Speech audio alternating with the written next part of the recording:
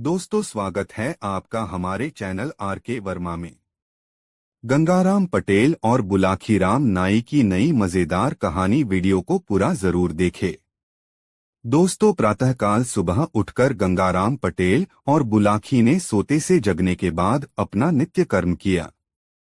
तब बुलाखी कहने लगा कि अब तो अपना गांव भी यहाँ से करीब ही है। भगवान की कृपा से हमारी यात्रा भी सकुशल पूर्ण हो गई है। बुलाखी की बात सुनकर गंगाराम बोले, हे बुलाखी, यहाँ से हम नारायणी धाम होकर घर चलेंगे। गंगाराम की बात सुनकर बुलाखी पूछने लगा कि यह नारायणी धाम कहाँ है और वहाँ कौन सी देवी हैं और वह क्यों प्रसिद्ध है। पटेल जी बोले कि नारायणी धाम में कोई देवी नहीं है। यह एक सती का स्थान है और भानगढ़ के पास है। कहते हैं कि एक पति पत्नी जो उस स्थान से होकर गर्मी के दिनों में जा रहे थे, तो वह वही एक पेड़ के नीचे आराम करने लगे। पति को नींद आ गई, स्त्री पास बैठी थी। उस समय एक काले नाग ने आदमी को डस लिया। स्त्री बहुत दुखी हुई और उसने सोचा कि मेरे पति का प्राणांत हो चुका है, अब मेरा संसार में जीवित रहना व्यर्थ है। मैं यहाँ अपने पति के साथ ही सती हो जाऊं तो उचित होगा। कुछ ग्वारियां वहां अपनी गाय भैंस चरा रही थी। स्त्री ने कहा कि तुम्हारी बड़ी कृपा होगी जो यहाँ कुछ लकड़ी इकट्ठा कर दो, जिससे मैं पति के शरीर के साथ सती हो जाऊं। गवरियों ने उसकी सहायता की। कुछ लकड़ी इधर उधर से इकट्ठी कर दी। अपने मृतक पति के शरीर को लेकर साध्वी स्त्री चिता में बैठ गई। उस चिता में अपने आप आग लगी तो ग्वारियों को बड़ा आश्चर्य हुआ। तब उन्होंने उसे देवी का रूप समझा। गवारियां हाथ जोड़कर कहने लगीं, आप साक्षात देवी हो, यहाँ हमारे पशु बिना पानी पिए बिना रहते हैं। आप कोई ऐसा आशीर्वाद दें जिससे पानी का संकट दूर हो जाए। सती कहने लगी कि अब से यहाँ पानी का दुख दूर हो जाएगा। वह सती हो गई और उसके बाद कहते हैं कि उसी चिता में से ही एक झरना बह निकला। आज वहां सब पशु तथा स्त्री पुरुष आराम से पानी पीते हैं। उस स्थान पर एक मंदिर बन गया और झरने के स्थान पर एक तालाब है, जहां सैकड़ों यात्री नित्य आते जाते हैं। वह दोनों अजमेर से नारायणी धाम को पहुंच गए। वहां पहुंचकर सुंदर रमणीक स्थान देखकर उन्हें बड़ा आनंद हुआ। उन्होंने झरने में स्नान किया, महास्ती के दर्शन किए और पुजारी से भोग लगवाकर प्रसाद पाया। जलपान करने के बाद एक वृक्ष की छांव में आसन लगाकर वह विश्राम करने लगे। थोड़ी देर बाद बुलाखी को प्यास लगी तो वह पानी लेने आया। वहां पर उसने पानी पिया और लोटा में पानी भरकर पटेल जी के पास वापस जाना ही चाहता था कि उसी समय एक स्त्री और अंधा पुरुष वहां आए। अंधा जब उस झरने में नहाया तो उसे आंखों से दिखने लगा। वह स्त्री पुरुष आनंदित हो उठे। नहा धोकर मंदिर से सती का भोग लगाकर खुश होते हुए अपने घर को चले गए। यह सब देख और मन में विचार करता हुआ वह पटेल जी के पास आया और उन्हें जल का लोटा दिया और झरने पर देखी वह बात बताई और बोला, अब आप कृपा कर बताएं कि वह दोनों स्त्री पुरुष कौन थे। पुरुष कैसे अंधा हुआ था, यहाँ आकर उसे क्यों दिखने लगा। तब गंगाराम कहने लगे, एक गांव में एक ब्राह्मण रहता था जिसका नाम सुदर्शन था। शीला नाम की उसकी पत्नी थी जो बड़ी पतिव्रता थी, लेकिन उनके कोई संतान नहीं थी। एक बार वह दोनों पति पत्नी तीर्थ यात्रा करते हुए जयपुर में आए और गलताजी पर ठहरे। स्थान बहुत रमणीक है, बहुत से महात्मा और संत वहां ठहरे रहते हैं। एक वयोवृद्ध महात्मा अपना आसन एक ओर लगाए हुए बैठा था। शीला और सुदर्शन उसके पास गए और उस महात्मा के चरण छूकर बैठ गए। सुदर्शन कहने लगा कि ईश्वर ने मुझे धन का तो सुख दिया है, खाने पीने की कोई कमी नहीं है, साधु सेवा तथा तीर्थयात्रा भी कर लेता हूँ। परंतु इतना होने पर भी हम लोगों को एक बड़ा दुख है कि हमारे कोई संतान नहीं है। सुदर्शन की बात सुनकर वयोवृद्ध महात्मा कहने लगे कि मैं तो साधारण साधु हूँ। सुना है बाबा रामदास जो कि हिमालय पर्वत पर रहते हैं। शायद उनके आशीर्वाद से तुम्हारी इच्छा पूर्ण हो जाए। महात्मा के वचनों को सुनकर सुदर्शन और शीला बहुत प्रसन्न हुए। आमेर, नरसिंहगढ़ रोड, किशनगढ़ इत्यादि होते हुए उन्होंने पुष्कर जी जाकर स्नान किया। ब्रह्मा जी का मंदिर, पंचकुंड, गौमुखी लीला, सेवरी, नौशेरा, चंडी देवी और मनसा देवी आदि के दर्शन किए और सायंकाल एक महात्मा की कुटी में ठहर गए। उस महात्मा की आयु लगभग 100 वर्ष थी। उसके आश्रम पर 18 वर्ष की एक परम सुंदरी कन्या रहती थी। सुदर्शन ने उस सुंदरी कन्या को देखा तो उसका मन उसकी सुंदरता पर मुग्ध हो गया। सुदर्शन को इस बात उस कन्या को निहारते देखकर उस साधु को बड़ा क्रोध आया और बोला, तू जो इस कन्या को इस प्रकार देख रहा है, इसलिए तू अब अंधा हो जा। महात्मा के श्राप से सुदर्शन अंधा हो गया। यह सब देख उसकी पत्नी को बड़ा दुख हुआ और उसने महात्मा से बहुत विनय की कि श्राप को निष्फल कर दें।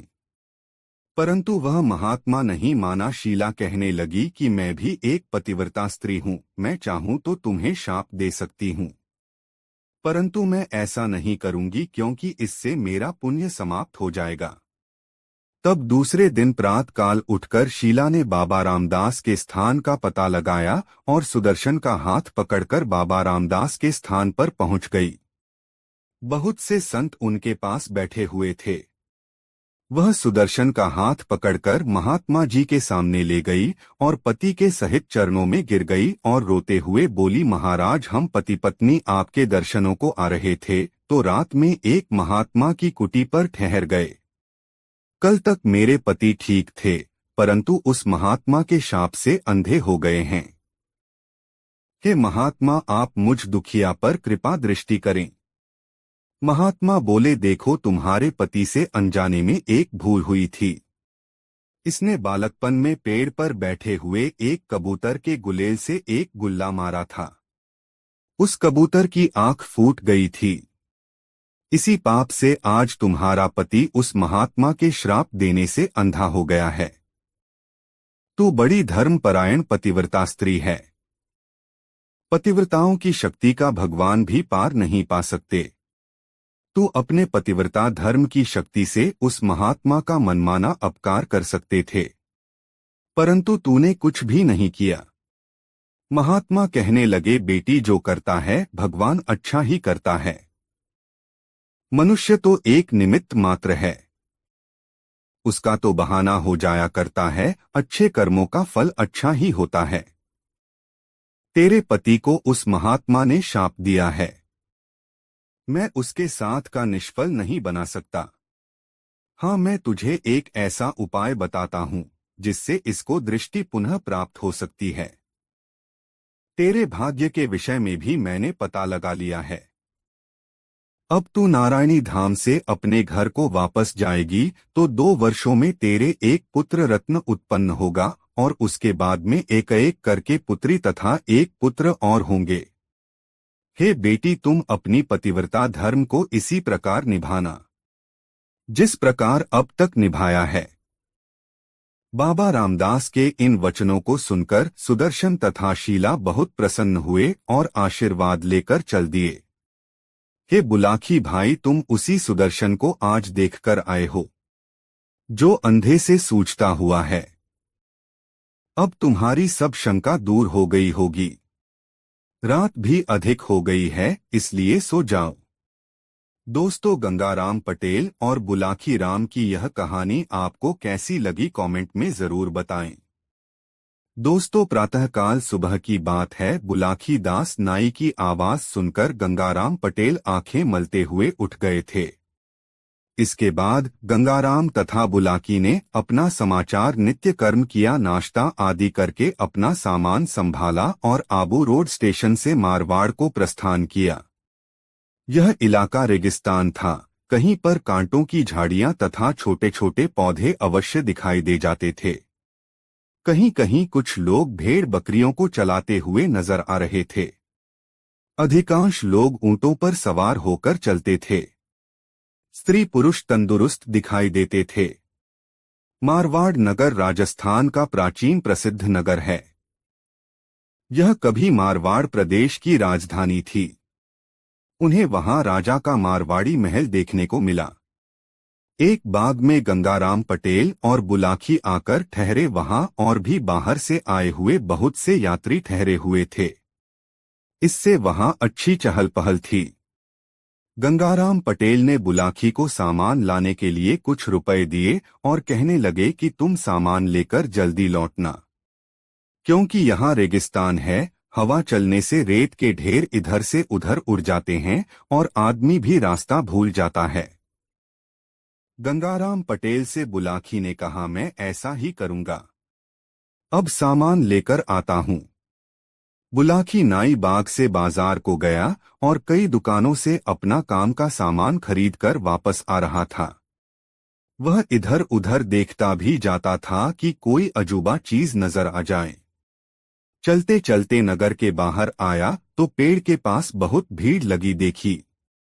बुलाकी भी वहां चला गया। उसने देखा वहां कुछ आदमी खड़े हुए थे जो राज्य के सिपाही मालूम पड़ते थे।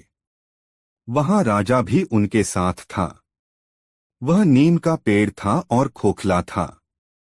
राजा ने उस पेड़ में आग लगवा दी तो पेड़ जलने लगा। उसमें से हाय हाय बचाओ बचाओ मैं मरा की आवाजें आ रही थी। सब भीड़ यह देखकर हंस रही थी। बुलाकी को यह देखकर बड़ा आश्चर्य हुआ कि पेड़ में कोई भूत प्रेत था या किसी आदमी को आग में जिंदा जलाने को राजा ने उसमें आग लगवाई थी। वहां से किसी के रोने की आवाज भी आ रही थी। बुलाकी ने विचार किया कि आज की घटना बड़ी अनोखी है। शायद पटेल जी इस घटना को पूरी तरह ना बता सके। अपने मन में ऐसे विचार बनाते हुए सामान को लेकर वह उसी बाग में आया जहां पटेल भी उसका काफी देर से इंतजार कर रहे थे।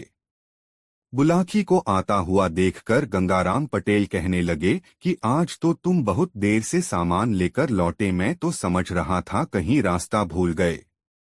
इस शंका में परेशान होकर तुम्हारी राह निहार रहा था। पटेल जी की बात सुनकर वह हंसा और लाया हुआ सामान उनके सामने रखकर कहने लगा, पटेल जी आपने खूब सोची। मैं भला कहीं खो भी सकता हूँ। मैंने घाट घाट का पानी पिया है। मुझे देर इसलिए लगी कि आज मैं एक बड़ी अनोखी बात देखता रह गया। बुलाकी दास की बात सुनकर पटेल भी मुस्कुराने लगे और बोले, दोहा, अन्न बिना सब अनमने, नर नाहर और भूख। तीन पहर के बीच में बिगड़ जात सब रूप। सोहे बुलाकी भाई इस समय बहुत भूख लगी है। लोगों ने यहाँ तक कहा है, भूखे भजन न होए गोपाला। यह लो कंठी माला। भूखे तो भजन भी नहीं हो सकता, फिर और बात की क्या। चलो पहले नित्य की भांति भोजन बनाए खाए, तब चित्त में शांति आएगी। तुम्हारी अजूबी बात का जवाब भी उसके बाद दिया जाएगा। गंगाराम पटेल की बात सुनकर बुलाकी पहले पानी भरकर लाया, बर्तन साफ किए, चूल्हा तैयार करके लाया, साग सब्जी बनाकर ठोक दी, फिर आटा गूंदा।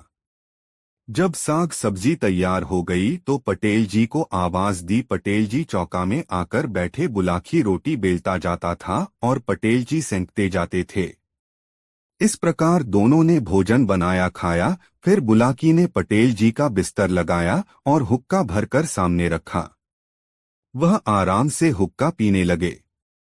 जब तक बुलाकी ने बर्तन साफ किए, अपना सब सामान संभाला और फिर पटेल जी के पैर दबाने लगा। उसी समय गंगाराम पटेल बुलाकी से कहने लगे कि आज तुमने जो अनोखी बात देखी हो वह बतलाओ। तो उसने देखा हुआ सारा हाल बयान कर दिया और बोला, अब बताएं यह क्या बात थी। बुलाकी की बात सुनकर गंगाराम पटेल बोले, एक नगर में मोहन और सोहन दो मित्र थे। दोनों अपना अपना अलग व्यापार करते थे। मोहन ईमानदार व्यक्ति था। उसके नौकर भी सच्चे थे। जो व्यापार उसने 1,000 से शुरू किया 1 साल में 50,000 रुपए का हो गया। सोहन की आदत अच्छी ना थी, वह बेईमान था। इसलिए उसके नौकर भी बेईमानी करने लगे थे। उसने 1 साल में 40,000 का नुकसान उठाया, जिससे उसकी हालत खराब हो गई। सोहन एक दिन मोहन से कहने लगा, दोहा, धन सब घाटे में गया, बंद हुआ व्यापार। मित्र बताओ किस तरह मेरा हो उद्धार। सोहन की बात सुनकर मोहन कहने लगा, तुम मेरे पुराने मित्र हो। अगर व्यापार में धन नष्ट कर दिया तो कोई बात नहीं। दोहा, धन मेरे पास है, सुन लो कान लगाए। साझे में हम तुम दो लेंगे काम चलाए। मोहन की बात सुनकर सोहन बहुत प्रसन्न हुआ और बोला, तुम धन्य हो, मित्र हो तो ऐसा हो।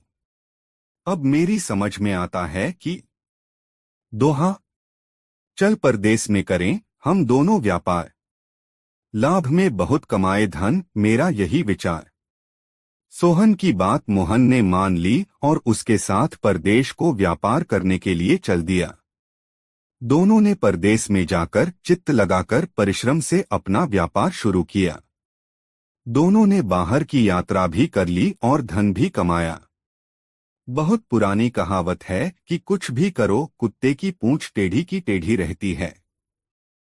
जिसकी जो आदत पड़ जाती है वह छूटती नहीं। सोहन तो बेईमानी करने वाला आदमी था। वह परदेस में मौका देखा करता था कि कब मोहन को जान से मारकर उसका सब धन हड़प ले। परंतु मोहन के नौकर स्वामी भक्त थे, इसलिए सोहन अपनी योजना में सफल नहीं हो पाया था। वह दिखावटी बातों में तो मोहन से भोली भाली बातें करता था, मगर उसके मन में कपट की कतरनी चलती रहती थी। मोहन बहुत सीधा आदमी था। वह यह समझ भी नहीं पाया कि सोहन के विचार इतने गंदे भी होंगे।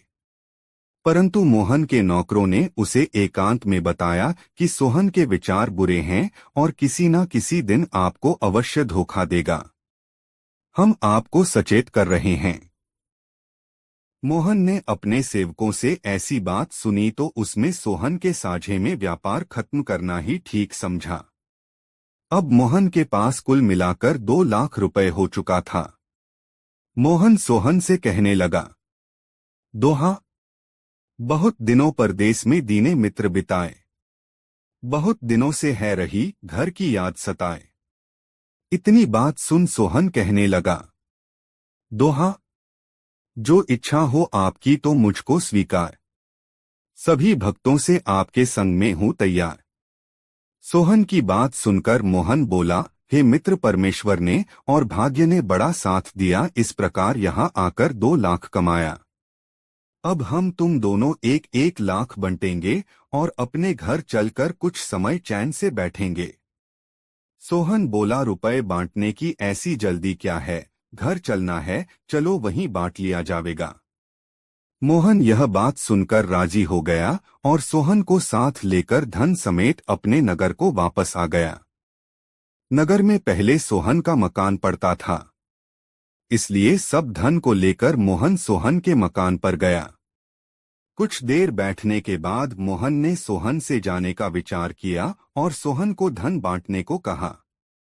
सोहन बोला, ऐसी जल्दी क्या है जो कि हम धन बांटने की परेशानी करें। अभी रात है, कल दिन में बांट लेंगे। तब मोहन विश्वास करके सब धन वहीं छोड़कर अपने घर चला गया। 2-3 दिन के बाद मोहन सोहन के यहाँ आया और उसने धन बांटने की बात कही।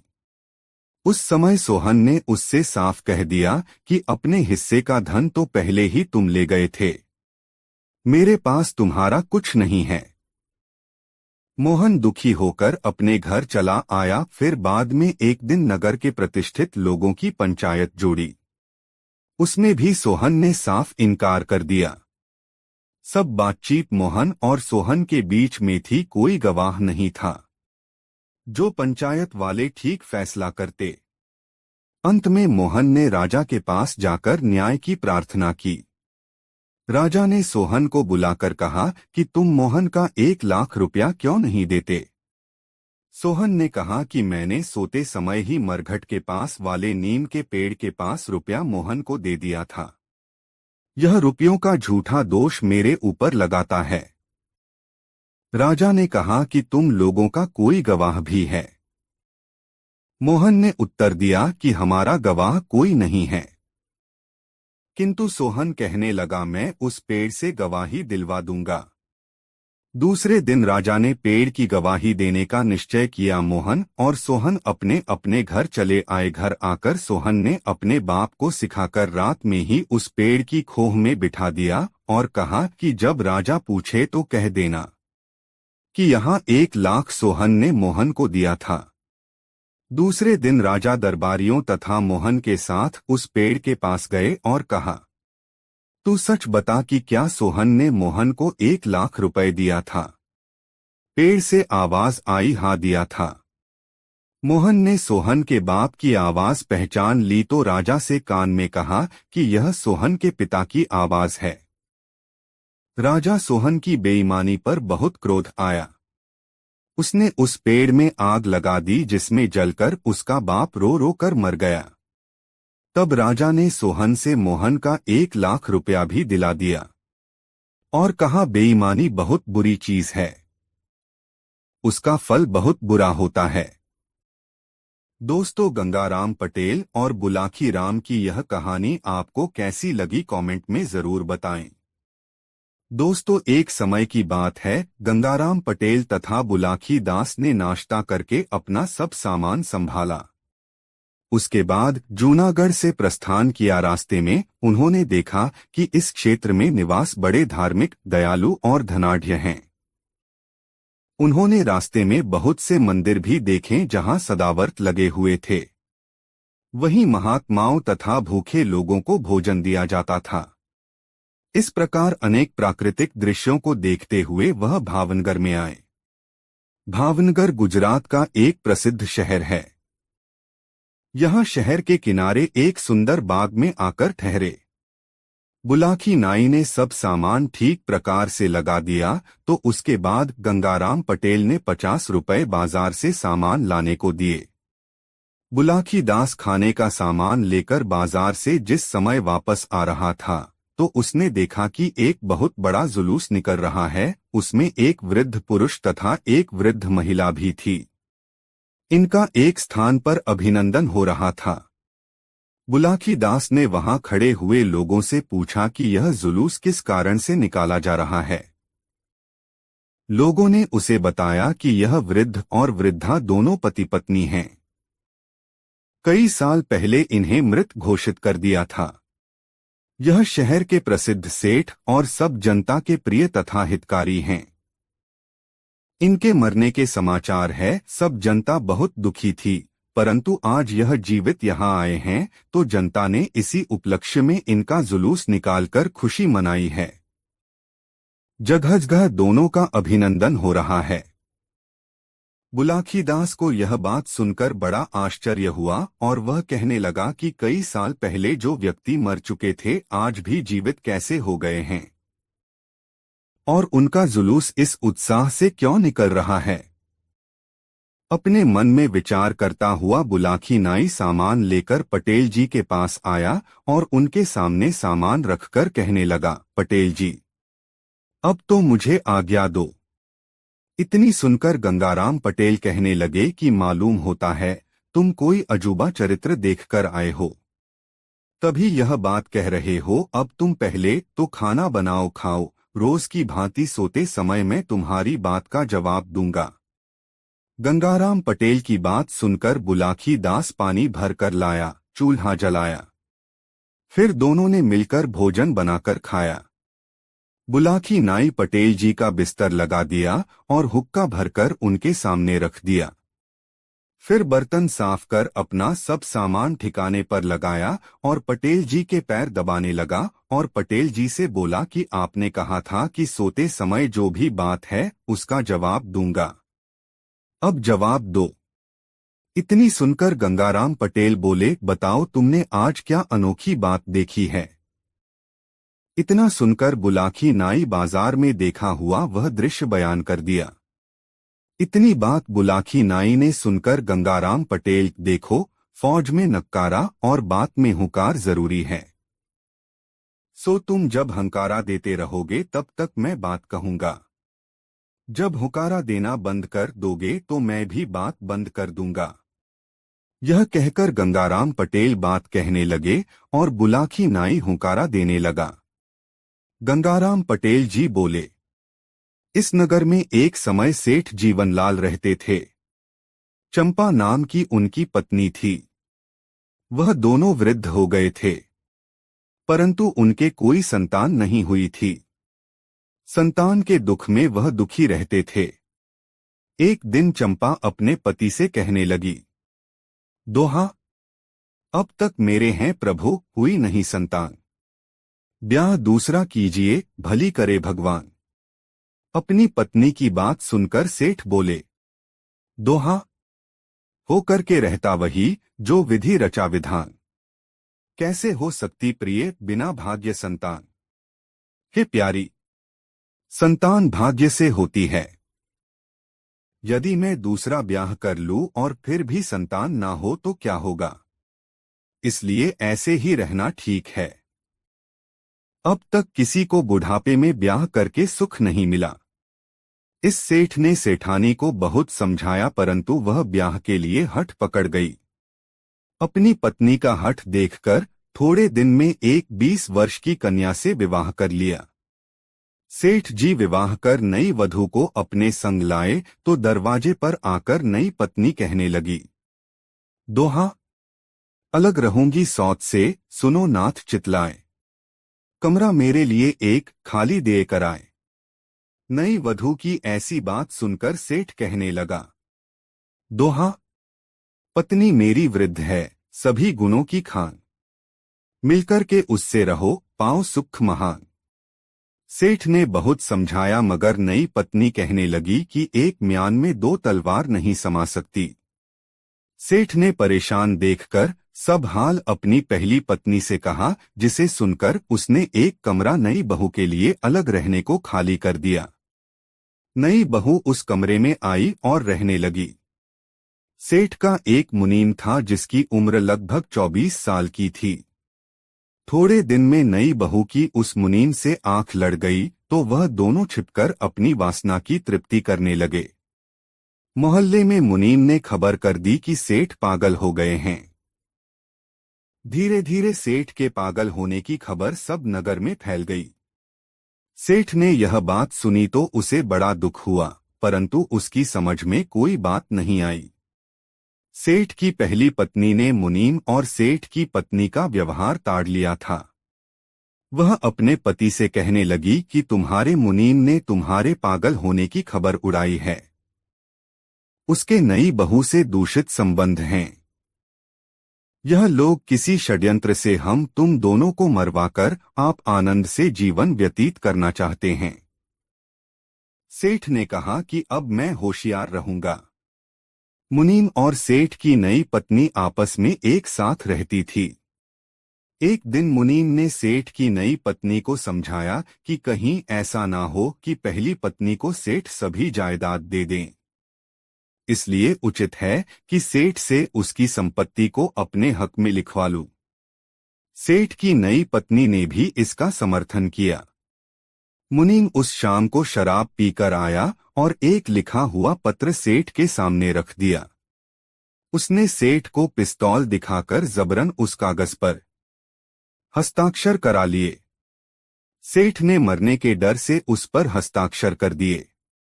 अब मुनीम और सेठ की नई पत्नी स्वच्छंद होकर रहने लगे। फिर एक दिन मुनीम ने सेठ को भोजन के साथ विष खिलाकर एक बड़े नाले में बहा दिया और दूसरे दिन मोहल्ले में खबर उड़ा दी कि सेठ पागल थे। ना जाने वह रात में कहाँ चले गए। यह खबर सुनकर लोग बहुत दुखी हुए। अब पहली बहू के दुख का ठिकाना भी ना रहा। बेचारी बहुत रोई मगर क्या करती। एक दिन उस मुनीम ने सेठ के कपड़ों में खून के कुछ दाग लगाकर और हड्डियों का एक पंजर तलाश करके मोहल्ले में एक खबर सुनाई कि जंगल में सेठ की हड्डियां और वस्त्र मिले हैं। ऐसा मालूम होता है कि उन्हें जंगल में कोई जानवर खा गया। मोहल्ले के लोग वहां गए और सेठ के कपड़ों तथा हड्डियों के पंजर को उठा लाए और वैदिक रीति से दाह संस्कार कर दिया। अब सेठ की नई पत्नी और मुनीम पति पत्नी की भांति मकान में निडर होकर रहने लगे और सेठ की पहली पत्नी को दुख पहुंचाने लगे। वह कहने लगी, मैं सेठ की पत्नी हूं, उसकी संपत्ति मालिक हूं। मुझे सेठ के मरने की बात में भी बहुत लोगों का षड्यंत्र दिखता है। मैं यह सब पुलिस को बताऊंगी। यह सुनकर मुनीम और सेठ की नई पत्नी ने विचार किया कि अभी मामला ताजा है, इसलिए थोड़े दिन तो इसे सुख से रखना चाहिए, जिससे यह सेठ को भूल जाए, फिर इसका भी कुछ इंतजाम कर देंगे। यह विचार कर सेठ की नई पत्नी ने बनावटी प्रेम दिखाकर उसकी खुशामद की और कहा, तुम मुझसे बड़ी हो, मैंने बड़ी भूल की है, जो तुम्हें कष्ट दिया है, अब कष्ट नहीं दूंगी, तुम्हें बड़ी बहन बनाकर रखूंगी। जिस नाले में सेठ को जहर खिलाकर फेंका गया था, आगे चलकर उसके किनारे एक महात्मा की कुटिया थी। महात्मा की नजर सेठ की लाश पर पड़ी तो उसने उसे निकलवाया। उसने देखा कि यह मरा नहीं है, बल्कि किसी ने जहर खिला दिया है। महात्मा ने जड़ी बूटियों से उसका इलाज किया तो सेठ का विष उतर गया और उसे होश आ गया। महात्मा ने उसे अच्छी तरह रखा, जिससे कुछ दिनों में वह स्वस्थ हो गया। वह सेठ महात्मा का शिष्य होकर उसी स्थान पर भगवान का भजन करने लगा। अब उसका हृदय समाज से ऐसी घृणा करने लगा कि उसने अपने घर जाने का भी विचार छोड़ दिया। उधर मुनीम आनंदपूर्वक सेठ की नई पत्नी के साथ विहार करता रहा। एक दिन उसने पहली पत्नी को भी विष देकर नौकर से रात में उसी नाले में फिंकवा दिया और महल में खबर कर दी कि सेठ की मृत्यु से दुखी होकर उसकी पत्नी भी ना जाने कहाँ चली गई है। जब यह बात मोहल्ले वालों ने सुनी तो उन्हें बहुत दुख हुआ, परंतु करते भी तो क्या करते। सेठ की वृद्धा पत्नी की लाश भी उस नाले में बहती हुई उसी महात्मा की कुटिया के पास पहुंची तो महात्मा ने उसे भी निकलवाया और उसका भी जड़ी बूटियों से इलाज कर विष दूर कर दिया। जब उसे होश आया तो सेठ ने बताया कि यह तो मेरी पत्नी है। यह सुनकर महात्मा बहुत प्रसन्न हुआ और स्त्री को भी वही रखा। जब वह स्वस्थ हो गई तो उसने भी उस कुटी पर रहकर भगवान का भजन करने का विचार किया और अपने पति के सहित कुटी पर रहकर भगवान का भजन तथा महात्मा और अपने पति की सेवा करने लगी। महात्मा ने उन दोनों को समझाया कि जल्दी से जल्दी ही ऐसा समय आने वाला है कि मैं तुम्हें इस कुटी से तुम्हारे मकान को ले चलूंगा। पति पत्नी दोनों ने महात्मा की आज्ञा शिरोधार्य मानकर उनके वचनों को मानने का वचन दिया। थोड़े दिन के बाद मुनीम ने सोचा कि सेठ और वृद्ध सेठानी का अंत हो चुका है। मेरी इन बातों का पता सेठ की नई पत्नी को ही है।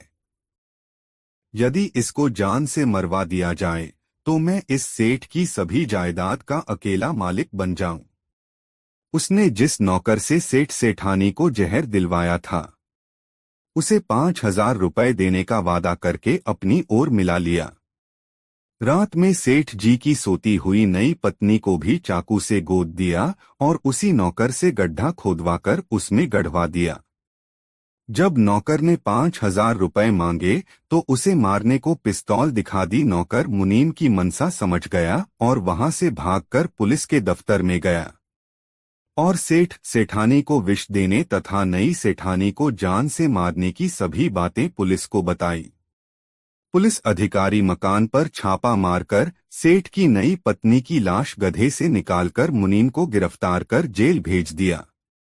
जब यह समाचार एक दिन महात्मा ने कुटी पर सुना तो उसने सेठ सेठानी को सम्मानपूर्वक उस नगर में भेजा।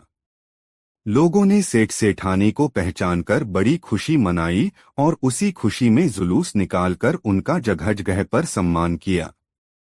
हे बुलाखी, लोग सच कहते हैं, बुराई का फल बुरा होता है और भलाई का भला। तुम जिन सेठ सेठानी का सम्मान होते हुए देख आए हो वह यही दोनों पति पत्नी हैं, जिन्हें उनके मुनीम ने षड्यंत्र करके मृत घोषित करवाया था। देखो, बुढ़ापे में ब्याह करना बहुत बुरी बात है। दो पत्नी वाले किसी पुरुष को सुख नहीं मिलता। सवेरे उठकर घर चलना है। दोस्तों, सुबह शौचादि से निवृत्त होकर दोनों ने अपने घर जयपुर की ओर प्रस्थान किया। रेलगाड़ी छुप छुप करती भागी जा रही थी। पटेल जी के सामने बैठा बुलाकी खुशी से झूम रहा था। पटेल जी ने पूछा, बुलाकी, तुम्हें यात्रा पसंद आई? बुलाकी बोला, हाँ महाराज, आपके साथ मैंने जितनी भी यात्राएं की है उनमें मुझे सबसे अच्छी लगी है। जो कथाएं आपने सुनाई हैं मनोरंजक ही नहीं थी बल्कि उनमें शिक्षा तथा ज्ञान की बातें भी भरी थी। मैं आपका जन्म जन्म तक ऋणी रहूंगा। गंगाराम पटेल हंसकर बोले, अब की बार मेरे मन में ब्रज की यात्रा के लिए मथुरा जाने की इच्छा है। देखो परमात्मा कब ऐसा शुभ अवसर देंगे।